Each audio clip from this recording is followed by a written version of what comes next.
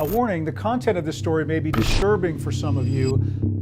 Last fall, a frozen dead body was brought into this Portland hotel. Then tickets were sold, and the ticket holders were let into this room while they watched this dead body be cut into and taken apart, examined for a paying audience. Some reporters from a local TV station from Seattle caught wind of this and secretly filmed the whole thing. At times, the professor encourages attendees to poke and prod the body. They found that this dead body had belonged to a man named David Saunders, a World War II veteran from Louisiana. He had died last year and had chosen to donate his body to science. But here he was a few months later on display at a public event in an Oregon hotel where people paid hundreds of dollars to watch this live autopsy. These weren't doctors or med students in attendance. These were just everyday people who had bought tickets to the Oddities and Curiosities Expo. It is, Chris, hard to believe that this kind of thing could actually be legal. This is not what David Saunders signed up for. He donated his body to be used for training doctors and improving medicine, not for a live public autopsy with $500 tickets. How is this possible?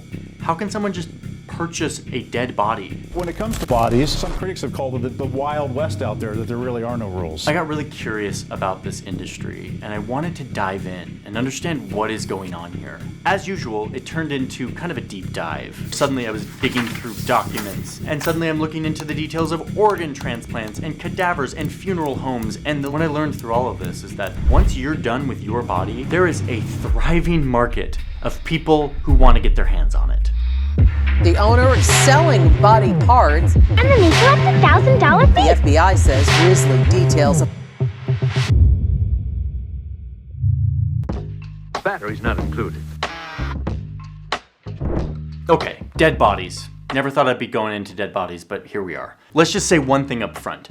Doctors like to learn how to be doctors using real human bodies. Like, medical students can't really practice hip replacements on living people, so they use the bodies of dead people, which are called cadavers. Oh, and this isn't a new thing. Studying dead bodies can be traced back like thousands of years to ancient Egypt and Greece. But then it had a comeback in like the 16 and 1700s in Europe. Working on dead bodies allowed physicians to actually see how bodies are organized. The most important factor in the study of health and disease is man himself. To understand how diseases spread, which in turn benefits the living. There was such a demand for dead bodies that the government in England actually passed this murder act that said any murderer who was hanged or executed could be given to a medical school and studied. And then to keep filling the demand, they actually started hanging more criminals so that they could have bodies to study. But demand was still too high, higher than the supply of hanged criminals, which led to the rise of grave robbing.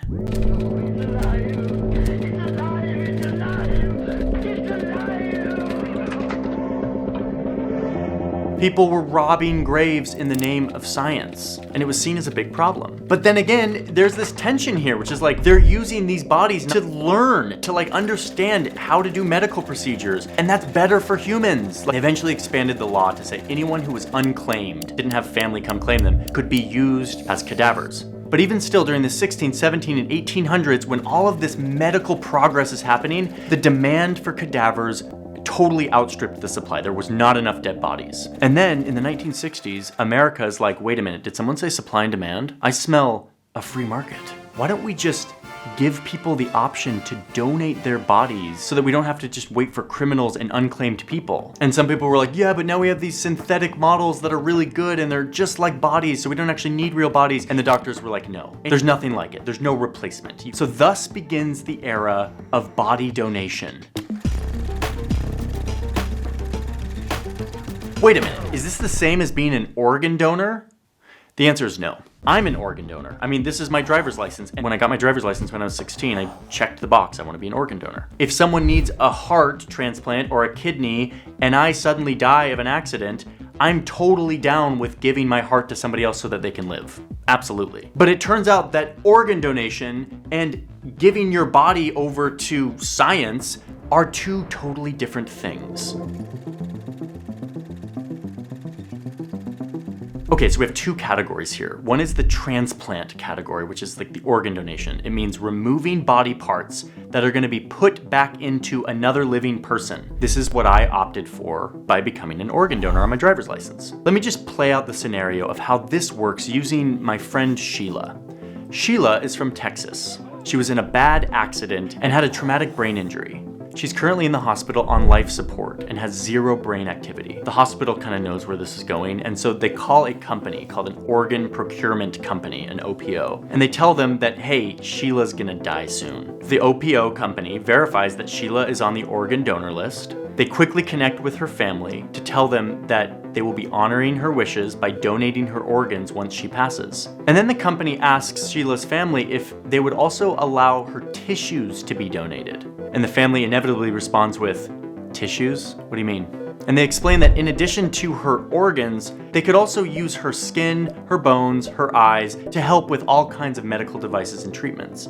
They tell Sheila's family that one tissue donor can heal the lives of more than 75 people. So the family agrees. Once Sheila dies, her heart, lungs, liver, pancreas, intestines, kidneys are all removed, put on ice, and sent all around the country to hospitals where people are in desperate need of organs to stay alive. They've been sitting on a waiting list for months or even years, and today is their day, thanks to Sheila and her donation of her organs. Oh, and this happens really fast, like within hours, because these organs can't stay alive outside of a body for long. Then they take out her tissues. Her heart valves are sent to a nearby hospital to help people with heart defects. Her skin is sent to Iowa to help reconstruct a child's cleft palate. Her corneas are sent to an eye bank in Louisiana to help restore eyesight. And some of her body fat tissue is sent to California to be made into injectable lip fillers. That's not saving lives. But yeah, that's a part of this too. Anyway, back to Sheila. After all of her organs and tissues have been taken out of her and sent around the country, she gets stitched up and returned to her family, where they can then bring her to a funeral home and prepare her for her funeral. Honestly, it's a modern miracle that we can even do this. It saves tons of lives every year, and I'm totally down with being an organ donor. Not really into my fat being used as lip injections, but whatever, I'm down with the system. Now I want to talk about the other category, the non-transplant industry. This is the one that I've been thinking a lot about lately, and that I had no idea existed until I started diving into this video. Let me explain how it works on this side of things, and I'll do so with my friend Sean. These are not real people, like Sheila's not a real person, Sean is not a real person. These are invented characters in the name of explaining this process. Thank you for your concern. Sean lives in Arizona. He's at the end of his life and he's at a hospice care. One day, someone shows up to the hospice. They are from a non-transplant anatomical donation organization, or a NADO, or I'm just gonna call it a body broker. The body broker person approaches Sean and pitches this idea that Sean could donate his body to science. Sean responds with, oh, you mean like becoming an organ donor? I'm already an organ donor, says Sean. Kind of, says the body broker guy, but kind of different. They explain that Sean can leave a lasting legacy with his anatomical gift that will train future doctors. These are real marketing terms that body brokers use. Oh, and best of all, Sean, there's no cost in donating. In fact, the company will pay for a cremation so that he doesn't have to. This is starting to sound really good to Sean. He likes the idea of donating his body to science, and he's very aware that his family doesn't really have the money to pay for a proper funeral, which can cost like $6,000 to $10,000. All that can be covered by this body broker, so he's into it. Sean signs the papers, tells his family, hey, I'm not gonna get buried, I'm gonna donate my body to science. A few weeks later, Sean dies, and the body broker that Sean signed with comes and picks up his body. They bring it to his facility where they properly embalm it, and then they take it apart. Sean is now a cadaver, a former body that exists now in a dozen or so parts that sit in a freezer and are shipped around the country and world for a variety of purposes. His head is rented to a university in Pennsylvania, where medical students are studying neuroscience. It is then returned and rented again to a university in Ecuador for the same purpose. Sean's foot is then rented to a medical device company that makes screws and plates for ankle surgery.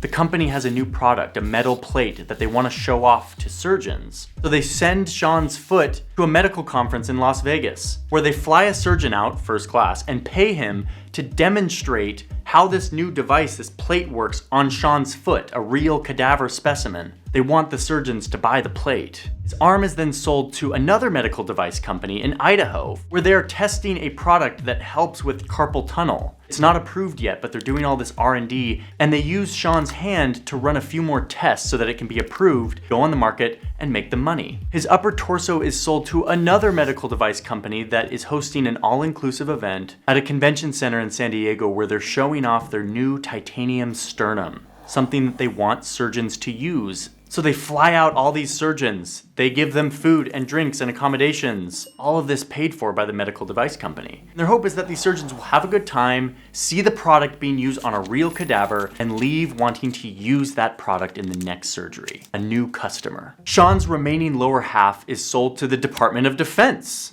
the US military, and they use it in a US Army blast experiment where the US Army uses it to test the effects of a new bomb on human tissue, on a real human body. And after about a year and a half, what remains of Sean is cremated, and those remains are sent back to the family. Here's my issue with this. Sean wanted to donate his body to science. I'm not sure he was exactly signing up to be the test subject for a multi-million-dollar medical device industry. But he was helping science, right? Medical devices are science. And his body was used by students at a med school. But did Sean know that that's what science was defined as? I mean, that body on that table in Portland being dissected at the Oddities and Curiosities Expo, that body was obtained through this market, through this system. Was that science? So this is why I feel a little uneasy about this. I don't think this is a bad, corrupt industry. I just think it has some problems.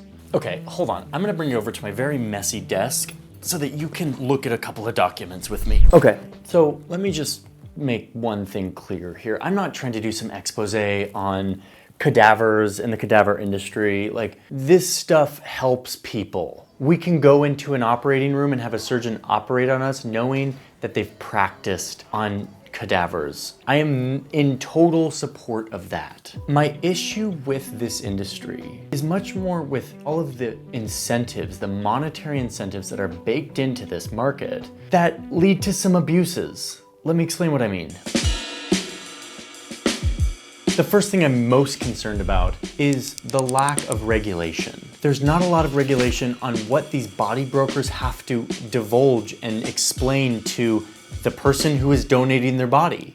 We've been documenting how these body brokers market the idea of giving up your body, supporting medical research advancements, advances in medical and physician training, improvements in the quality of life for generations to come. No cost. Anatomical gift, a powerful gift. There's no greater gift benefiting humanity and providing hope for future generations. Donate your body to science. Careful.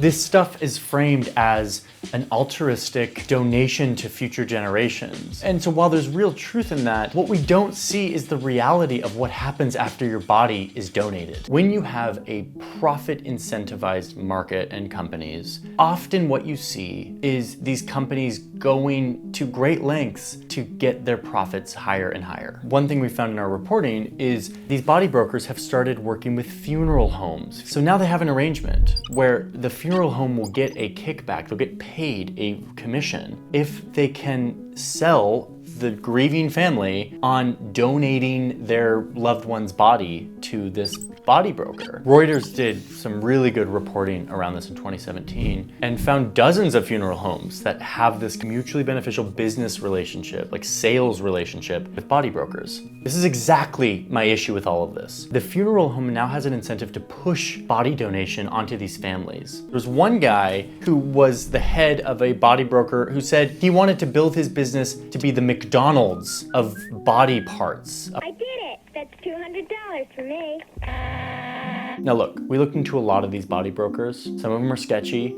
A lot of them are not. We went through the consent agreements for a ton of these body brokers. Honestly, a lot of these do a really good job of painting an accurate picture. Like this one from OHSU in Portland, it makes you sign that you understand that upon my death, my body will be embalmed, dissected, disarticulated, or plastinated for permanent preservation. Part of these procedures may take a small amount of anatomical material recoverable or destroyed in the process. This is how it should work. There should be total transparency. But unfortunately, that's not how it happens all the time. Again, this is the Wild West. It is the free market. There is so little regulation that anyone, and I mean anyone, can get into the donation business. So let me explain to you the horror stories of what happens in an unregulated market where there's profit incentives. Viewer discretion advised. The company violated everything they promised. This is just wrong on so many levels. A chop shop for human body parts. Illegally sold body parts against donors' wishes. One company was cutting up bodies with a chainsaw and not really tracking where the bodies went. The body parts were never reunited, and the cremated remains that were given to the family members may not be the cremated remains of their loved one. The owner was eventually charged with fraud, but the charges were dropped because there aren't any laws for this. Here's another one that Reuters investigation covered. In 2015, there was a neighborhood in southern Nevada, and the neighbors were complaining about like some foul smells as well as like bloody boxes in the dumpsters. So health inspectors showed up and they found a worker holding a garden hose, thawing a frozen human torso outside in the afternoon sun. There was like bits of tissue and blood that were like being washed into the neighborhood gutter. Like, what a nightmare. But again, because there's no rules or laws here, like nothing could be done. The last one I'll tell you about, and then I'll spare you the rest, happened in 2014 when the FBI raided the Biological Resource Center in Arizona and found what an agent called various unsettling scenes.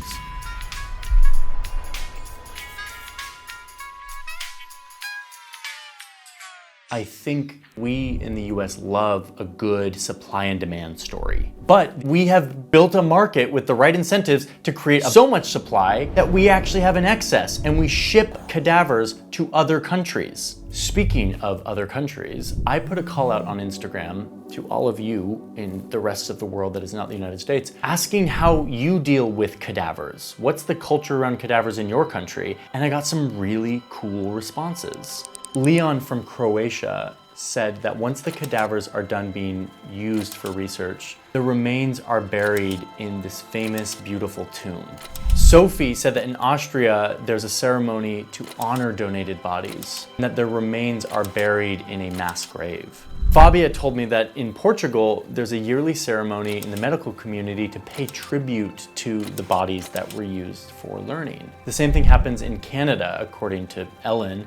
And then there's Taiwan. Yilin Shea told me that students refer to the cadavers as their teachers. And then there's a memorial organized to honor them before the first incision ever takes place. Students will sometimes even visit the families of the cadavers that they worked on to learn about the people that they were. Thailand does something similar. People who donate their bodies to science get a really honorable title.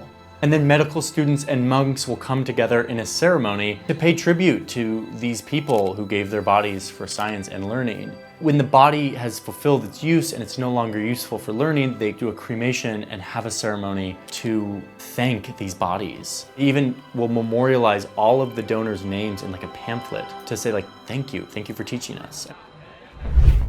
So, the question is this: should you be scared to donate your body? And the answer is absolutely not. In the beginning of this video, I talked about the situation of that World War II veteran being dissected in front of a paying audience. A horrible thing, but again, I hope I made it clear that sort of thing is not common. In fact, the body broker who rented this body for the event released a statement saying that they were deceived. Most body brokers, in my view, from what I've done in my reporting, are ethical and transparent and are respectful. But it's the few that take advantage of the lack of regulation that I think calls for more attention from the government so that people can actually feel confident in donating their bodies and knowing that they're gonna go to actually advancing scientific research and products. I did it. That's $200. It's Operation the Wacky Doctor's Game, where you're the wacky doctor. So, if I were thinking about donating my body to science, what I would do is go to a university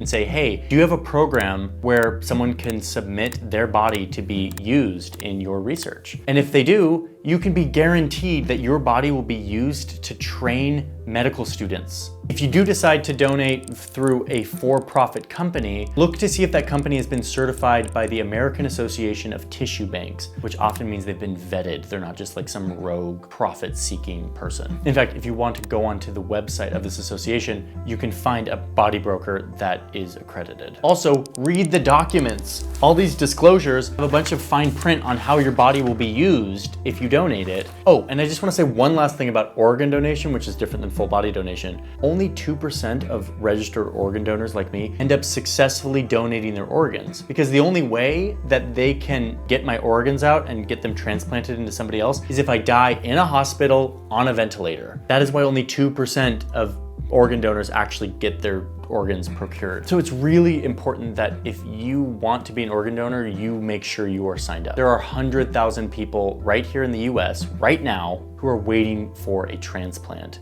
And the more donors there are, the more likely they will find a match. I'm gonna put links to resources where you can learn more about organ donation and whole body donation, as well as really good reporting by Reuters and the LA Times and others on this topic. A human body represents a life, and it deserves to be treated with respect, no matter if it's donated, cremated, or buried. My hope in making this video is that you'll better understand what this industry looks like, why it exists, why it needs to be regulated, and maybe you'll consider participating in it, because I do believe that donating your body to science can help improve our world. And honestly, once my body dies, I'm kind of totally down with it having a renewed purpose. I just want to know what that purpose is and how it will be used. So, thank you for watching.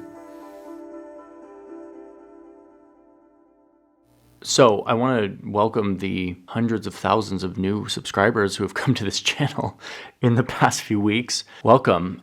Yes, I usually do international relations topics, but really what I do on this channel is curiosity. I'm a curious person and I dive into things and I learn about them and then I usually share them with you. And so that is what this video is, and there's a lot more to come. Just a reminder that I have a Patreon for anyone who wants to support Patreon. I have presets and LUTs, which is how I color my videos and photos. I have a storytelling course on Brightrip, which is a platform that I co-founded a few years ago, where I tell you all about storytelling and my view on video storytelling with Nathaniel Drew, who's also another video storyteller. So those are a few things that are in the description if you want to check them out. Thank you all for being here. And I mean, look at you, you're at the very end of this video. Like, you are at the last few seconds of a very long video and you're just still here. That's amazing. So thanks for being here until the very end. See ya.